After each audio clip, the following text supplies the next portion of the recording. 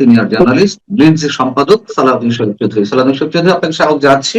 আহ, নিশ্চয়ই এটি বাংলাদেশের মানুষ অবগত রয়েছেন যে গত রোববার ডিপ্লোম্যাটিক জোনে যা চললো, একাধিক দূতাবাসে, চারটি দূতাবাসে ইমেইলের মাধ্যমে সন্ত্রাসী হামলা হুমকি দেওয়া হয়েছে, এবং তার পরিপ্রেক্ষিতে আমরা যেটি দেখলাম পরবর্তীতে যে গোয়েন্দা পুলিশের পক্ষ থেকে দাবি করা হলো যে চাঁদার দাবিতে এই সন্ত্রাসী হামলার হুমকি দেওয়া হয়েছে, এবং একই সঙ্গে তারা বললো যে এটি একটি ভুয়া গ্রুপের কাজ, আবার সন্ত্রাসী হামলা, এবং তারা বলছে যে সরকারকে বিব্রত করার জন্য এবং বাংলাদেশের ভাবমূর্তি ক্ষুণ্ণ করার জন্য এই কাজটি করে থাকতে পারে।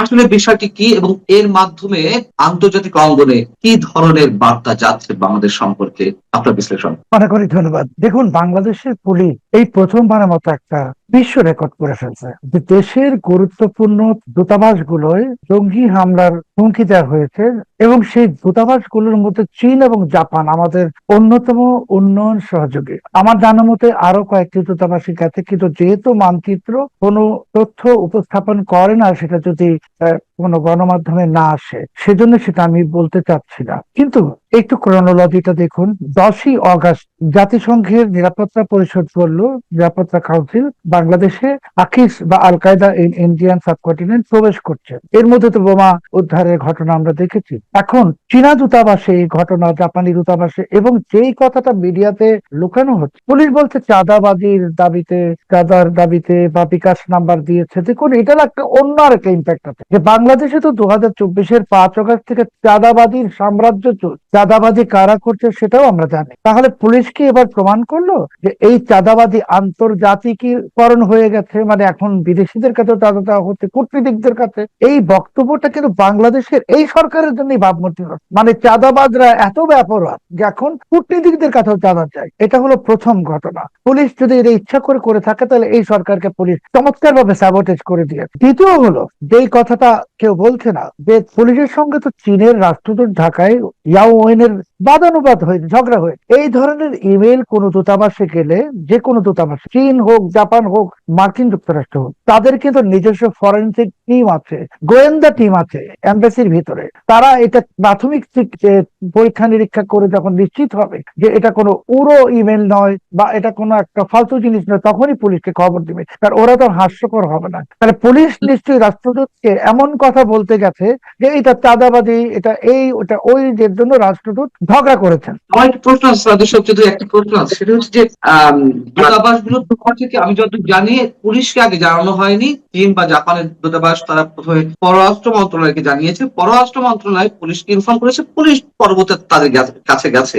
এখন সাথে আরেকটি প্রশ্ন, যে এই যে চাঁদাবাজির কথা পুলিশ উল্লেখ করছে এবং একই সঙ্গে হচ্ছে ভুয়া গ্রুপের কাজ, মানে আমরা পুলিশের বক্তব্য কতটুকু আস্থা রাখবো, আপনি সেটাই বিশ্লেষণ করার চেষ্টা করছেন। আমার প্রশ্ন হচ্ছে যে পুলিশ যে জানালো যে চাঁদাবাজ, মানে চাঁদার দাবিতে সন্ত্রাসী হুমকি, এই চাঁদার বিষয়টি কি ইমেইলে কোথাও উল্লেখ ছিল? আপনার কি নিজস্ব কোনো সোর্স থেকে জানা গেছে, বা দূতাবাসগুলো কি বলছে, এই বিষয়ে কিছু বলেছে? দেখুন, যে কোনো দূতাবাসে কিছু ঘটলে তারা আমাদের পররাষ্ট্র মন্ত্রণালয়ের সংশ্লিষ্ট ডেস্ককেই জানাবে, এটাই নিয়ম। যদি বন্ধের দিন হয় তাহলে অন্য বিষয়।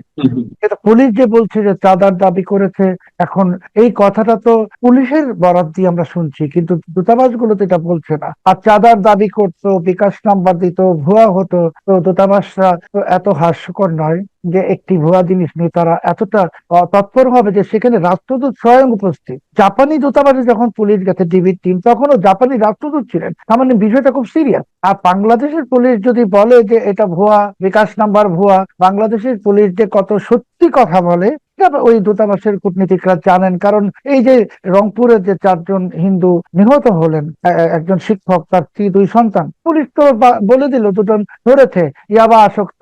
ইয়াবা আসক্ত ওই বাড়িতে কেন গেছে? ইয়াবা খেতে পাশেই একটা পরিত্যক্ত ভবন আছে, যায় নাই। তারপর পুলিশের গায়ে যে পোশাকটা দেখা যাচ্ছিল সেটা ওই আসামিদের পরিয়ে দেওয়া হয়েছে।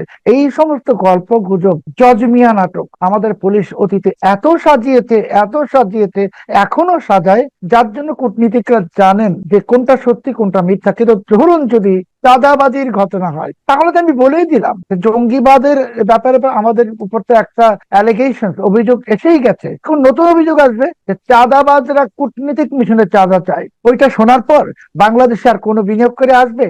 বিনিয়োগকারী তো আসেই না, আর আসবেও না। কিন্তু এটা কি পুলিশ ইচ্ছা করে করলো? মানে পুলিশের ভিতর কি এই তাদের ভাষায়, মানে যারা এই আওয়ামী লীগ বিরোধী, তারা যে বলেন ফ্যাসিস্ট, তাহলে পুলিশের ভিতরে সেই ফ্যাসিস্টদের কোনো প্রেতাত্মা বা এজেন্ট, তারা কি ইচ্ছা করে এখানে চাঁদাবাদী তথ্যটা নিয়ে আসছে, যাতে এই সরকারের আমলে চাঁদাবাজি ব্যাপরত্ব লাভ করছে, বিস্তার লাভ করে একদম শিল্পে পরিণত হয়ে গেছে চাঁদাবাজি। আপনিও জানেন সর্বত্র চাঁদাবাজি। এখন এটা কূটনীতিকদেরকে বলা হলো যে চাঁদাবাজরা কূটনীতিকদের কাছে চাঁদা চাই। এই সমস্ত ফাজলামো করে আমাদের দেশটা ধ্বংস করা হচ্ছে। দ্বিতীয় হলো যে এই যে ইমেল গুলো গেল, আপনি জানেন 4টি দূতাবাসে গেছে বলে আমরা জানি, কিন্তু হয়তো ব্যক্তিগতভাবে আমি জানি যে আরো দূতাবাসে গেছে, সেটা মানচিত্রে আমি বলতে পারবো না। মানচিত্র প্রমাণ ছাড়া কিছু উপস্থাপন করতে দেয় না। তো 4টি দূতাবাসের মধ্যে একটা চীন, একটা জাপান, একটা তুরস্ক, আরেকটা কে পাকিস্তান, সন্ত্রাসী রাষ্ট্র। পাকিস্তান যারা আল কায়দার জনক, যারা আল কায়দার পৃষ্ঠপোষক, তাদেরকেও তার মানে ফ্র্যাঙ্কেনস্টাইন হয়ে গেছে এখন আল কায়দা বা জঙ্গিরা, যে ওদেরকে হুমকি দেয়। এটা কিন্তু ইচ্ছা করে ঘটানো হয়েছে। পাকিস্তান এটা ওদের নামটা ইচ্ছা করে দিয়েছে, ওই যে কাদম্বিনী মরিয়া প্রমাণ করিল তারা, সে মরে নাই, পাকিস্তান ওইখানে তাদের নাম দিয়ে প্রমাণ করলো যে এটা আসলে পাকিস্তান। আর এখন যে হুমকিটা দেওয়া হলো 3 দূতাবাস, জাপানি দূতাবাস, দেখুন দূতাবাস তো এই মুহূর্তে বাংলাদেশের 1 নম্বর শত্রু, যদি বলেন শত্রু, তাহলে তো ভারতীয় দূতাবাস বা আমেরিকান দূতাবাস, তাদেরকে কিন্তু হুমকি দেওয়া হয়েছে কি হয় নাই আমরা তো জানি না।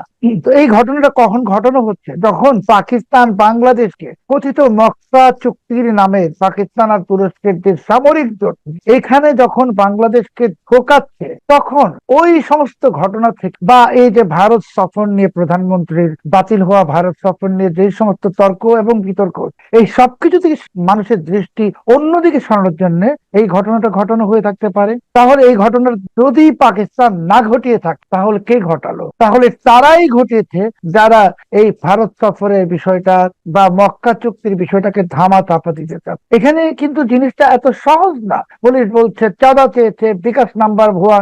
আর এই যে পুলিশ কথাগুলো বলছে, যা আমি আপনি শুনছি গণমাধ্যমে, তো ওই দূতাবাস গুলোতে তো তাদের নিজস্ব অনুবাদক আছে, তারা তো একদম ওয়ার্ড টু ওয়ার্ড অনুবাদ করে সেটা এই রাষ্ট্রদূতকে দিবে এবং রাষ্ট্রদূত তাদের হোম অফিসে পাঠিয়ে দিবে। আমি তো অবাক হব না যে এইভাবে যদি একটা সিরিয়াস থ্রেট, মানে কূটনৈতিক মিশনে যে থ্রেট, সিরিয়াস থ্রেট, পৃথিবীর কোন দেশে আজ অব্দি, পৃথিবীর কোন দেশে কূটনৈতিক মিশনে ইমেল করে হুমকি দেওয়া হয় নাই।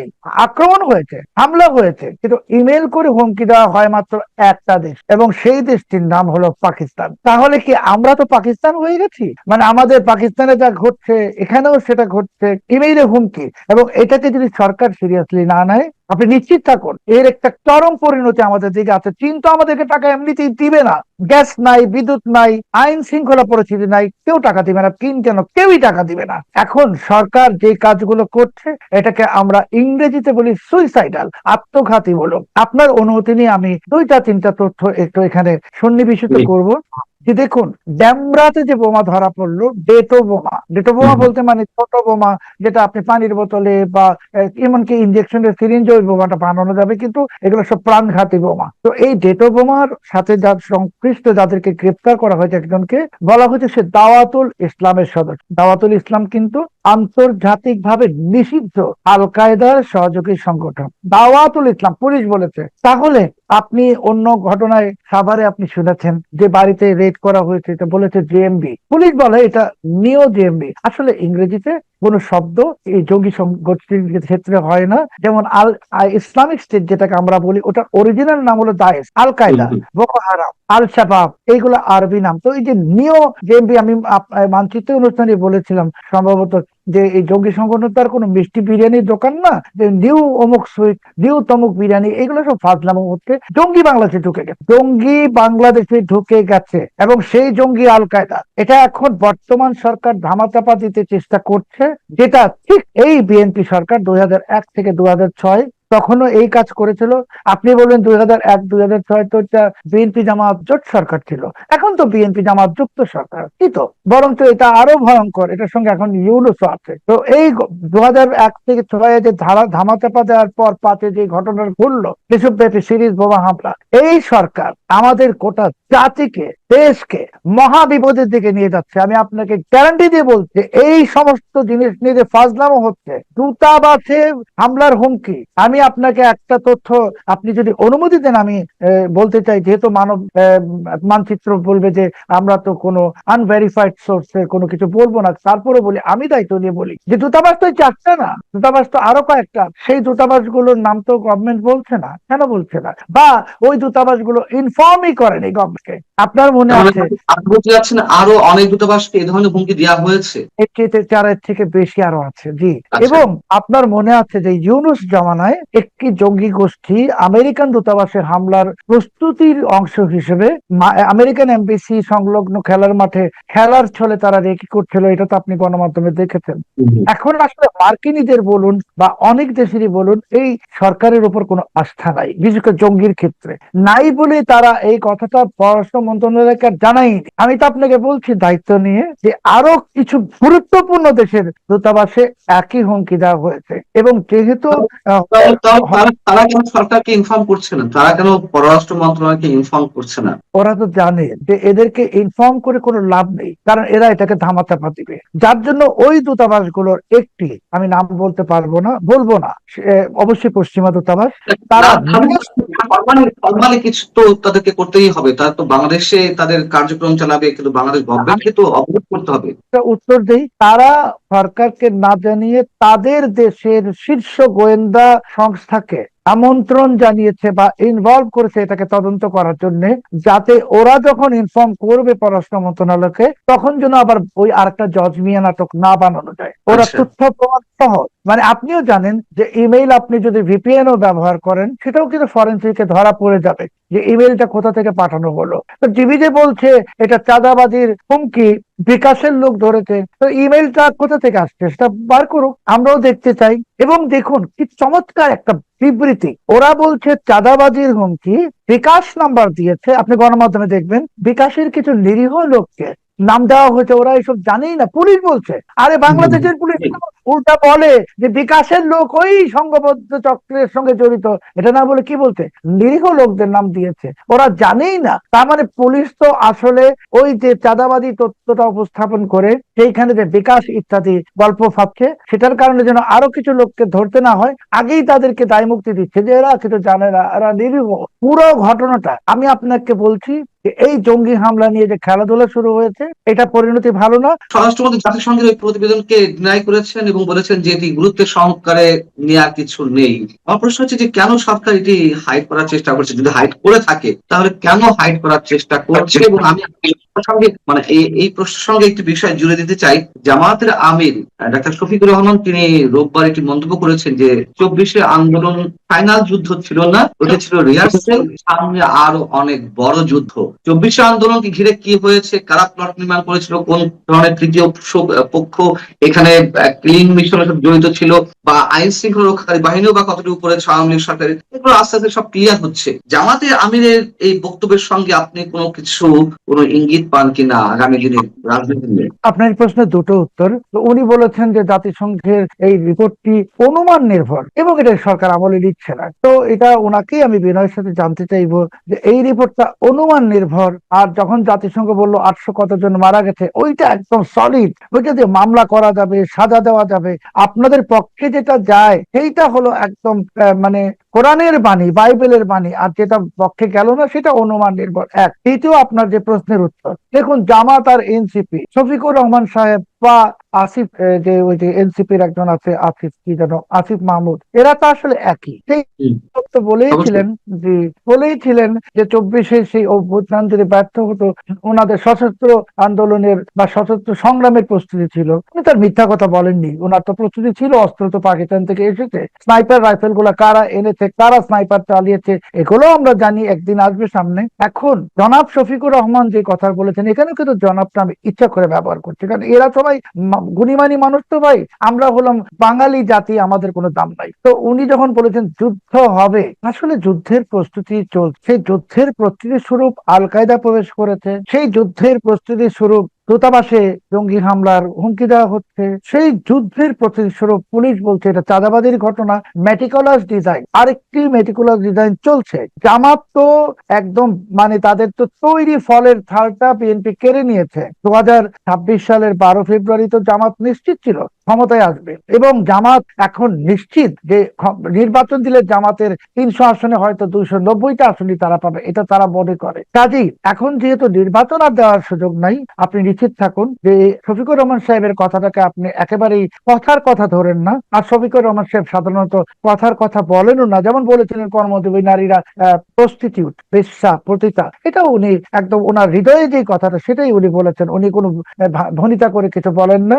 তো এটাও উনি ভনিতা করেননি। যুদ্ধ হবে, যুদ্ধের প্রস্তুতি তারা নিচ্ছেন, কিন্তু বিএনপি সেই যুদ্ধের প্রস্তুতি সম্পর্কে অবগত নয়। আর বিএনপির ভিতরে জামাতের অসংখ্য এজেন্ট ঢুকে গেছে, বিএনপির ভিতর পাকিস্তানের বিপুল এজেন্ট ঢুকে গেছে। তারা সবাই মিলে তারেক রহমান সাহেবকে কোন জায়গায় নিয়ে যাচ্ছে সেটা যেই দিনটা আসবে তারেক রহমান সাহেব বুঝবেন যে উনি কাদের সঙ্গে বসবাস করেছেন। আবার বলছি আপনাকে যে তারেক রহমান সাহেবের ক্ষতি করার জন্য আওয়ামী লীগের প্রয়োজন নেই, আওয়ামী লীগ ক্ষতি করবেও না। তারেক রহমান সাহেবের কোনো বাইরের শত্রুর প্রয়োজন নেই। তারেক রহমান সাহেবের ঘরের মধ্যে এবং ওনার আঙিনায় মানে জামাত, এরাই ওনাকে সর্বনাশ করবে। বিএনপি সরকারের জন্য ভয়ঙ্কর বিপদ ধেয়ে আসছে। বিএনপি সেটা বুঝতেছে কি বুঝতেছে না আমি জানি না, কিন্তু ভয়ঙ্কর বিপদ বলতে ভয়ঙ্কর বিপদ। আবারও বলছি, আগের বার বলেছিলাম এই মানচিত্র অনুষ্ঠানে যে জঙ্গি ইস্যু নিয়ে হেলাফেলা করার কারণে এই সরকারের প্রতিটি লোকের উপরে নিষেধাজ্ঞা, আন্তর্জাতিক নিষেধাজ্ঞা। আজকে বলছি এই যে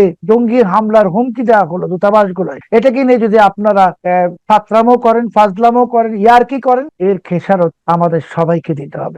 আন্তর্জাতিক নিষেধাজ্ঞার মুখে দেশ পড়ে গেছে অলরেডি, নাকি পড়তে যাচ্ছে, নাকি নিষেধাজ্ঞা আসবে, বিষয়টি কি বলতে আন্তর্জাতিক নিষেধাজ্ঞাটা তো বজ্রপাত না যে হঠাৎ করে পতিত হয়, বা ধূমকেতুও না। আন্তর্জাতিক নিষেধাজ্ঞাটা একটা প্রক্রিয়া। তো যে প্রক্রিয়া বা পাইপলাইন, সে পাইপলাইনে বাংলাদেশ ঢুকে গেছে। এখন এই পাইপলাইন থেকে যদি আমরা বের হয়ে না আসতে পারি, আসলে বের হয়ে আসা যায় না আন্তর্জাতিক নিষেধাজ্ঞার পাইপলাইন থেকে, হয়তো দেরি করে দেওয়া যায়, বিলম্বিত করা যায়, আখেরে আমাদের উপরে নিষেধাজ্ঞা আসতেছে।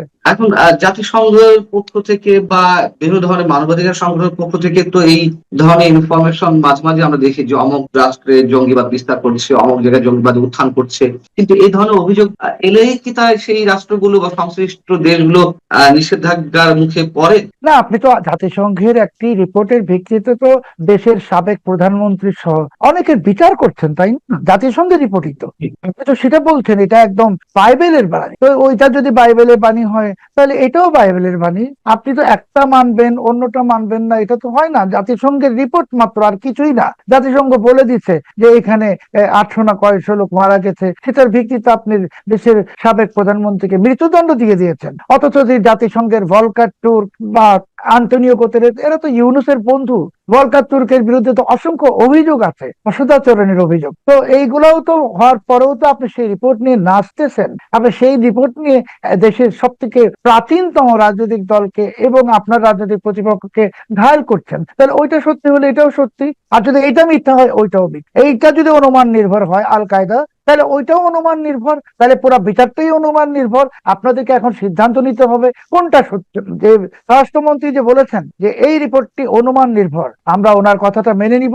যদি ওই রিপোর্টটিও অনুমান নির্ভর হয়, যেখানে বলা হয়েছে 800 লোক মারা গেছে, এটা অনুমান নির্ভরিত। জাতিসংঘকে এটা বাংলাদেশে তদন্ত করছে না, ওইখানে ইউরোপের লোকেরা ওনাদেরকে বসিয়ে চা কফি এবং অন্য জিনিস খাইয়ে যে কাগজ ধরিয়ে দিচ্ছে, ওইটাই জাতিসংঘের। এইগুলো তো বললে হবে না। তাহলে এখন সরকার একটা হর্নস অফ ডায়লেমাতে পড়ে গেছে, উভয় সংকট। আপনাকে বলতে হবে জাতিসংঘের সবকিছু দৈববাণী, যা বলে সবই দৈববাণী। তাহলে তো আল কায়দা আসছে, এটাও দৈববাণী, এবং শেখ হাসিনাকে যেই রিপোর্টের ভিত্তিতে বিচার করছেন সেটাও দৈববাণী, সমস্যা নাই। আর যদি বলেন এটা অনুমান নির্ভর, তাহলে ওইটাও অনুমান নির্ভর। এবং এই সালাউদ্দিন সাহেবের এই বক্তব্য আপনি লিখে রাখেন, যখন শেখ হাসিনাকে ফেরত দেওয়ার ব্যাপারে ব্যাপারটা আদালতে যাবে তখন এই রেফারেন্সটাই আসবে, যে জাতিসংঘ অনুমান নির্ভর কথা বলে, দেখবেন আপনি এটা আসবে, এই আদালতে বলা হবে ম্যাজিস্ট্রেট কোর্টে, যেটা অনুমান নির্ভর।